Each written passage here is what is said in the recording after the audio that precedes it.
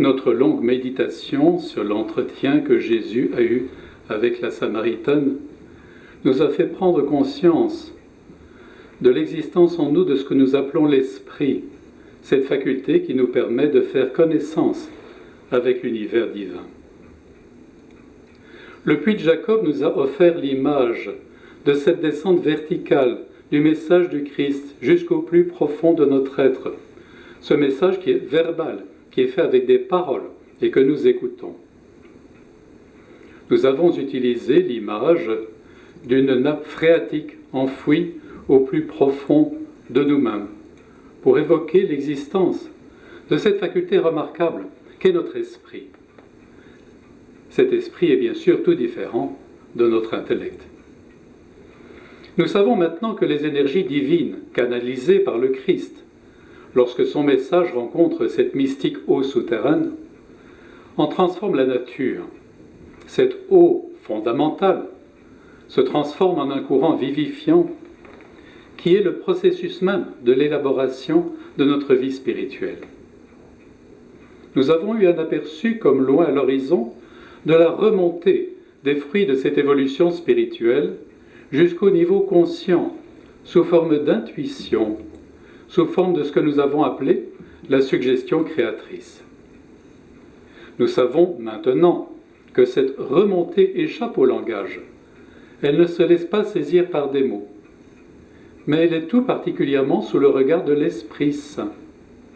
C'est l'Esprit Saint qui commande l'ensemble de ce qui concerne la germination, la croissance, la récolte des fruits de la vie éternelle. Telle est donc la moisson que nous avons récoltée jusqu'à présent. Cette fois-ci, nous allons porter notre attention sur le miracle que le Christ a accompli et qui est relaté au 9e chapitre de l'Évangile de Jean. Il s'agit de la guérison de l'aveugle-né. C'est une histoire toute simple. Jésus passait accompagné de ses disciples et il vit un aveugle de naissance. Citons le texte. Il cracha à terre, fit de la boue avec sa salive, en enduisit les yeux de l'aveugle et lui dit « Va te laver » à la piscine de Siloé. L'évangéliste précise, ce mot signifie « envoyer ». Suite à cette guérison, le miraculé endura toutes sortes d'épreuves, tant de la part de ses parents que de la part des autorités religieuses. Par la suite, Jésus le rencontra et l'évangéliste Jean nous raconte la suite. Jésus apprit qu'il l'avait chassé. Il lui dit « Crois-tu au Fils de l'homme » L'aveugle guéri lui répondit « Et qui est-il, Seigneur, pour que je croie en lui » Jésus lui dit « Tu le vois, c'est lui qui te parle. » Alors il dit « Je crois, Seigneur » et il se prosterna devant lui. Jésus dit alors « C'est pour un jugement que je suis venu en ce monde, pour que voient ceux qui ne voient pas et pour que ceux qui voient deviennent aveugles. » Un des aspects frappants de l'épisode de l'aveugle-né, c'est que Jésus ne le guérit pas tout de suite. Il lui enduit les yeux de boue, et nous avons vu qu'il s'agit d'un geste créateur, la création d'Adam façonnée au départ de la terre. Et il l'envoie à la fontaine de Siloé, à la fontaine de l'envoyé. Jésus ne se fait pas encore connaître de lui, bien que ce dernier sache son nom. C'est celui qu'on appelle Jésus qui a fait de la boue, dit-il. L'intervalle de temps qui sépare le geste guérisseur et la guérison effective permettra à l'aveugle-né de connaître des épreuves, le déni de la part d'autrui et de ses parents, et l'exclusion de la part des autorités.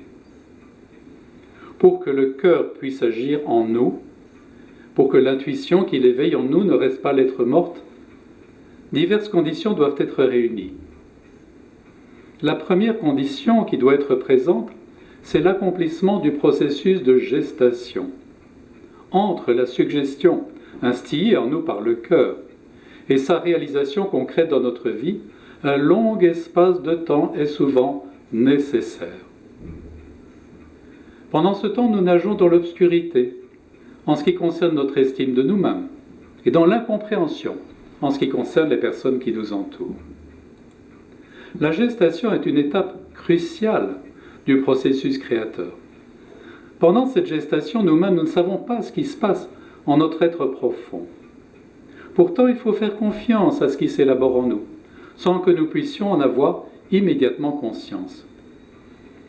Le grand défi, c'est de laisser se réaliser en nous cette élaboration intérieure, passablement mystérieuse, sans céder à la tentation de l'envahir par nos doutes.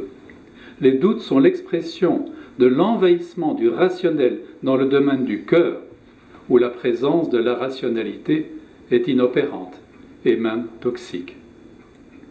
Laisser l'élaboration se réaliser en nous sans vouloir précipiter les choses. Tirer sur la tige d'une plante n'est pas la meilleure façon de la faire pousser. Et sans céder à la tentation de renoncer au processus créateur lui-même, sans céder à la tentation de rebrousser chemin sur la voie de notre approfondissement spirituel. Et ceci d'autant plus qu'au début de notre cheminement spirituel, nous avons eu ce que j'appellerais des grâces d'aveuglement. Tout est beau, tout paraît facile, nous sommes emportés par le sentiment. Puis vient le moment du rude contact avec la réalité. Dès lors, la tentation est forte de revenir en arrière pour goûter à nouveau les délices de la découverte. C'est juste à ce moment qu'il faut résister et surtout ne pas imaginer qu'on est abandonné par Dieu, car les délices se sont évanouies. Le Seigneur veut nous voir avancer dans le pur désir de le connaître, et non pas pour les plaisirs que nous avons ressentis, si spirituels qu'ils aient été. Il nous faut continuer à cheminer dans la nuit. Une schématisation abusive sépare trop souvent de façon abrupte la spiritualité orthodoxe et ce que l'on appelle une certaine spiritualité occidentale. La spiritualité orthodoxe est censée être tout entière une spiritualité de la lumière où l'on ne parle que de lumière incréée. Par contre, une certaine spiritualité occidentale est censée mettre l'accent sur la nuit obscure, qui serait le lot des grands spirituels, en attendant que ceux-ci parviennent à l'illumination de l'amour parfait, ce qui resterait un phénomène tout à fait exceptionnel. Assurément, au sein d'un christianisme qui a perdu toute idée de l'importance centrale de la résurrection, au sein d'un christianisme pour lequel la transfiguration a perdu tout son sens, n'étant plus qu'une expression passablement vaine et inutile de la puissance divine, au sein d'un christianisme qui se résume à n'être qu'une explication de la souffrance humaine, la souffrance humaine étant censée être annulée magiquement par la souffrance du Dieu fait homme. La vie spirituelle ne peut apparaître dans ce contexte que sous la forme d'obscurité et de ténèbres. Mais il y a pourtant une vérité au sein de cette notion de nuit obscure. Lorsque les énergies divines descendent en nous, il n'y a pas de ténèbres, car Dieu nous apparaît toujours dans la lumière, la joie et la clarté. D'autre part, lorsque ces mêmes énergies divines remontent des profondeurs de notre être, sous l'impulsion du cœur, elles sont inaccessibles à toute conceptualisation et se présentent à nous bien souvent sous forme de ténèbres. Il s'agit de l'obscurité que nous ressentons dans le long processus de gestation. La suggestion créatrice agit en nous, sans que nous puissions avoir aucune idée du mode de cette action. Ce sont des ténèbres à nos yeux. Lorsque nous expérimentons ces ténèbres transitoires, le tout est de ne pas revenir en arrière, dans le désir de goûter à une certitude apparemment perdue. L'attitude qu'il est indispensable d'avoir en ce moment de notre vie spirituelle est la confiance. Cette confiance consiste en notre adhésion intuitive et totale à la vérité. La confiance est l'essentiel de la foi qui, quant à elle, anticipe ce qui va être. La foi affirme des réalisations spirituelles avant même qu'elles n'existent. Et par le fait même de cette affirmation, elle provoque et garantit leur concrétisation. En étant absolument certains de ce qui va se réaliser, nous mettons en place les conditions de cette réalisation. Dans l'évangile de Marc au chapitre 11, verset 24, il est dit « Tout ce que vous demandez en priant, croyez que vous l'avez déjà obtenu, et cela vous arrivera. » C'est une expression beaucoup plus forte que ce qui est rapporté dans Matthieu. Citation, tout ce que vous demanderez avec foi dans la prière, vous l'obtiendrez au chapitre 21. En réalité, il s'agit de construire une pensée positive qui est indispensable pour que la suggestion créatrice puisse réaliser ses effets. Inversement, si nous sommes incapables de faire confiance, si nous sommes possédés par cette infirmité psychologique qu'est la négation, rien n'est possible sur le plan du cœur. Par notre confiance, nous suscitons les conditions de réalisation de ce qui est souhaité. Par nos doutes, nous rendons impraticable cette éventuelle réalisation. C'est dans un même discours de Jésus, juste après la guérison, le récit de la guérison de l'aveugle-né, à quelques versets de distance qu'il nous dit « Je suis la porte des brebis » au 10e chapitre de l'évangile de Jean. « Et je suis le bon berger. Les brebis suivent le berger authentique car elles connaissent sa voix. Elles ne suivent pas un imposteur car elles ne connaissent pas la voix des étrangers. » L'intuition suggestive du cœur vient éveiller ce qui existe déjà en notre âme. Elle ne vient pas y apporter un élément nouveau, ni qui lui serait étrangère.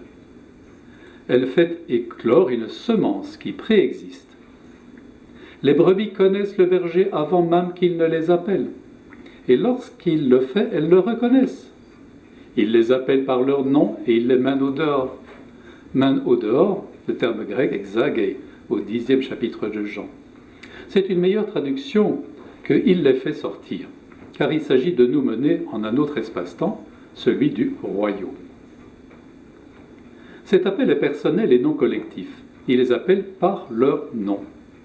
Il s'agit bien de cette motion du cœur, surgie du plus profond de nous-mêmes, qui nous incite à sortir de cette dimension marquée par la mort et la finitude, pour entrer dans le royaume, nous agréger à la création nouvelle. Dans ce royaume, nous sommes appelés à trouver la vie, alors qu'au point de départ, nous sommes dans un monde pénétré de mort et d'entropie. Je suis venu pour que les brebis aient la vie et qu'elle l'ait abondamment, toujours au chapitre 10 de l'évangile de Jean. Le Christ est la porte, l'unique porte existante, pour la simple et bonne raison que lui seul est à la fois homme et Dieu. Lui seul est le pont qui relie l'humanité et la divinité. Tous ceux qui sont venus sont des voleurs et des pillards, dit le Seigneur, rapporté au 10e chapitre de l'évangile de Jean. C'est un exclusivisme dont on aurait tendance à s'excuser aujourd'hui. Nous dirions volontiers, excusez-nous, le Christ est la seule et unique porte pour le royaume, il n'en existe pas d'autre et c'est sans doute bien dommage. Ça fait mauvais genre. En disant cela, on passe pour un fanatique. Nous vivons à une époque où tout est bon chez Dupont, où le slogan à la mode serait « tout est dans tout et inversement ». Or, toute affirmation doctrinale est source d'exclusion. La révélation signifie qu'un donné dogmatique est transmis. Inévitablement, certains êtres humains l'accepteront et d'autres le refuseront. Et cela crée une division dans l'humanité. Le Christ en était bien conscient. Il nous disait « Pensez-vous que je sois apparu pour réaliser la paix sur la terre ? Non, je vous le dis, mais la division. Désormais, en effet, dans une maison de 5 personnes, on sera divisé, 3 contre 2 et 2 contre 3, dans l'évangile de Luc au chapitre 12. Bien des gens sont opposés à toute idée d'affirmation doctrinale. Pourtant, nous ne pouvons faire autrement que de constater que ce qui est dépourvu de sens et dépourvu de contenu est promis à une disparition rapide. C'est précisément ce qui se passe pour de nombreuses institutions ecclésiastiques. Ce qui a perdu son sens disparaît. Le Christ ajouta à la fin du discours « J'ai d'autres brebis encore qui ne sont pas de cet enclos. Elles écouteront ma voix, et il y aura un seul troupeau et un seul pasteur. » 10e chapitre de Jean. Généralement, ce passage est compris comme faisant allusion à la gentilité. L'autre troupeau serait les non-juifs qui, se convertissant à la doctrine du Christ, viendront reprendre le flambeau à la place du peuple élu. Non, cette interprétation est tout à fait légitime, Mais si le sens du texte se limite à cela, ce passage n'offrirait plus de signification à l'heure actuelle. Or, il faut se rappeler du fait qu'il s'agit d'un texte inspiré, et non pas d'un reste archéologique d'une pensée révolue. Ce texte a nécessairement une signification pour nous qui vivons aujourd'hui. Sans nul doute, ce qui s'adressait à l'époque au peuple juif s'adresse aujourd'hui aux églises institutionnelles. Si l'une d'entre elles a entièrement perdu conscience du message qu'elle a à transmettre, si elle ne livre plus que du symbolisme refroidi, c'est-à-dire une moralisation stérile, un ensemble de commandements et d'interdits qui s'appliquent prioritairement aux questions de la reproduction humaine, ce dont le Christ n'a pratiquement jamais parlé, dans ce cas, cet organisme religieux institutionnel n'est plus porteur de sens et n'a plus qu'à disparaître. C'est également le cas lorsque telle ou telle église institutionnelle se concentre de n'être plus que l'ornement d'un culte, d'une culture nationale, d'être une ethno-religion servant obséquieuse du gouvernement au pouvoir. Si un certain nombre d'organismes religieux institutionnels n'est plus porteur de vérité, la vérité restera néanmoins toujours accessible à l'humanité. Dans ce cas se présenteront d'autres brebis, qui, elles, écouteront la voix du Verbe. Il y aura un seul troupeau et un seul pasteur, mais ce troupeau sera constitué uniquement des brebis qui écoutent. Chaque église institutionnelle porte en sa soute un tel baril d'explosifs, c'est-à-dire la menace de sa destruction en cas de perte ou d'oubli du message. L'image d'un tonneau de poudre noire contenu dans la sainte barbe d'un galion n'est pas tout à fait appropriée. L'évolution des églises institutionnelles est progressive. Si l'une d'entre elles renonce à véhiculer et à transmettre le message métaphysique dont elle est chargée et qui est porteur de sens, après plusieurs siècles, elle finira par être fragilisée, par se déliter, par se fissurer. Tôt ou tard, soit elle se scindra en plusieurs éléments, soit elle disparaîtra au profit d'autres expressions religieuses. Retenons cette notion importante. Les brebis suivent le berger car elles connaissent sa voix. Le berger vient éveiller en elles une connaissance que les brebis possédaient d'ores et déjà. La suggestion créatrice n'apporte rien d'étranger à l'âme. Elle vient éveiller et provoquer la croissance des richesses potentielles qui se trouvent au plus profond de nous. De même, la vie spirituelle ne s'enseigne pas. Celui ou celle qui enseigne les voies de la vie spirituelle n'apporte rien de nouveau à celui ou celle qui l'écoute, mais il vient tirer du sommeil et de l'inaction les capacités de l'âme de son interlocuteur, capacités qui étaient jusqu'à présent restées insoupçonnées et inopérantes. Jésus se définit comme étant le bon pasteur, au 10e chapitre de l'évangile de Jean, celui qui prend soin des brebis, et qui, lorsqu'il a retrouvé la brebis perdue, tout joyeux la met sur ses épaules, et convoque ses amis et voisins, les saints et les anges, comme nous le dit saint Luc au chapitre 15.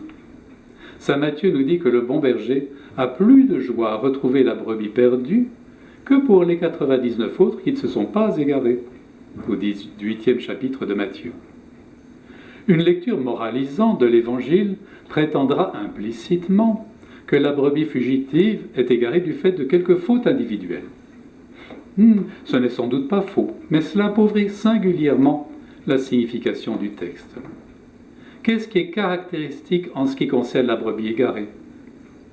Elle se trouve là où elle ne doit pas être, dans le paysage rocailleux et plein d'épines, où Adam s'était retrouvé, après son refus de collaborer à l'œuvre divine. La brebis égarée se trouve au pays de Nod, le pays de l'errance, Nad en hébreu, loin de la stabilité de la vie en Dieu, où Caïn s'exila, ce que nous voyons au 4e chapitre de la Genèse. La brebis égarée se trouve sans pâture, en cette dimension du réel qui est stérilisée par le refus originel. Le Seigneur prend la brebis sur ses épaules, tout comme il porta la croix jusqu'au Golgotha. La brebis, quant à elle, ne fait rien d'autre que de se laisser porter. Elle ne s'enfuit pas, Elle se laisse prendre pour être ramenée dans la dimension du royaume, tout à côté du Seigneur. La brebis ramenée au bercail nous donne ici un enseignement précieux. Elle observe une attitude de passivité active. Elle se laisse emporter par le Seigneur et veille à ce que rien ne se mette en travers de cet enlèvement bienheureux. En fait, nous ne pouvons rien faire d'autre pour favoriser l'action du cœur en nous que de le laisser faire. Laisser agir le cœur dans les profondeurs de notre âme est toute une science et tout un art spirituel. Car il ne s'agit pas de faire preuve uniquement de passivité. L'attitude de passivité active consiste paradoxalement en une façon d'encourager de toutes nos forces et de toutes nos facultés l'approfondissement et la fécondité spirituelle qui s'accomplissent en nous. Deux enseignements se dessinent dans cette image du bon berger. L'intuition suggestive du cœur vient éveiller en nous ce qui existe déjà.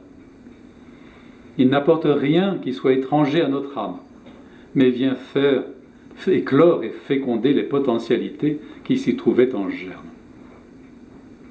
D'autre part, notre acquiescement au cœur doit être une attitude de passivité active, évitant toute surenchère de la rationalité, qui viendrait contrecarrer la croissance de la vie spirituelle en nous. Le cœur opère son action en nous dans l'intervalle d'une suspension transitoire de notre agir humain. Prêtons l'oreille à ce que nous dit Isaac le Syrien. Quand tu viens devant Dieu par la prière, sois dans ta pensée comme la fourmi, comme ce qui rampe sur la terre, comme un enfant qui balbutie. Et ne dis rien devant lui que tu prétends savoir. Prie en toute simplicité du fond de ta faiblesse, et tu seras sans souci. Si une fois pour toutes tu t'es confié au Seigneur, qui veille lui-même pour te garder, dis à ton âme, il me suffit en tout, celui auquel une fois pour toutes j'ai confié mon âme.